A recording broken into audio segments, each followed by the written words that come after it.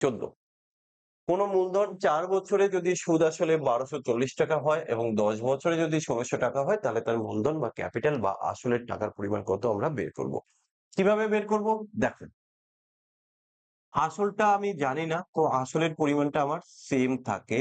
ওই আসল টাকাটা যখন আমি ব্যাংকে ৪ বছরের জন্য রাখলাম, এই যে ৪ বছরের জন্য রাখলাম, ব্যাংক আমাকে আসল প্লাস ইন্টারেস্ট মিলে যে টাকাটা দিল, সেটা হচ্ছে ১২৪০ টাকা। ওই একই পরিমাণ টাকা যখন আমি আবার ব্যাংকে রাখলাম কত বছরের জন্য? না, ১০ বছরের জন্য। ব্যাংক আমাকে আসল প্লাস ইন্টারেস্ট মিলে আমাকে যে টাকাটা দিয়েছে সেটা হচ্ছে ১৬০০ টাকা। দেখো, আগের তুলনায় আমরা, এটা তো আগের তুলনায় আমরা কিন্তু এখন টাকাটা বেশি পেয়েছি।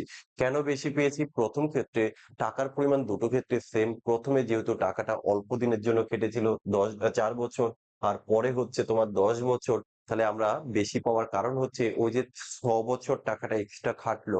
তাহলে ৬ বছর টাকার পরিমাণ যেহেতু দুজনের ক্ষেত্রে সেম, তাহলে ওই ৬ বছরে যেটা সে পাবে সেটা হচ্ছে তাদের প্রিন্সিপাল কত? আমরা এটাকে মাইনাস করব।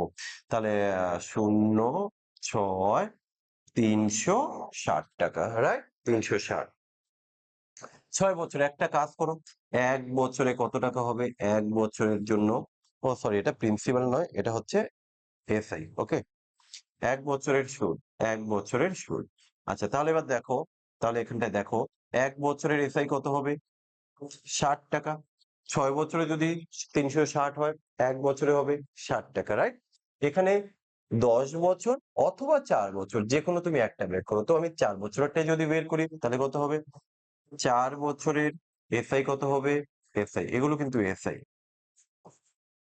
৪, ৬, ২৪, ২৪০ টাকা। ২৪০ টাকা ৪ বছরের সুদ।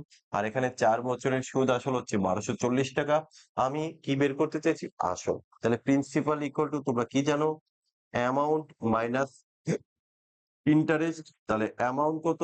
১২৪০, ইন্টারেস্ট কত? ২৪০। তাহলে তোমার প্রিন্সিপাল কত? ১০০০ টাকা। তুমি এখান থেকে ১০০০ টাকা টিক করে দাও। বলো দেখি। ১২৪০ মাইনাস ২৪০, ঠিক আছে। অভিষেক ঠিক আছে, মিজানুর ঠিক আছে। আচ্ছা, ওকে। ১৪ টা ঠিক আছে, ওকে ফাইন। তোমরা প্রত্যেকেই মোটামুটি ঠিকঠাক উত্তর দিয়েছো। সেই সাথে আবারও একটু জানিয়ে রাখছি, আগামীকাল ঠিক সকাল ৮:৩০ থেকে আমাদের ক্লাস হবে। প্রত্যেকে থাকার চেষ্টা করবে।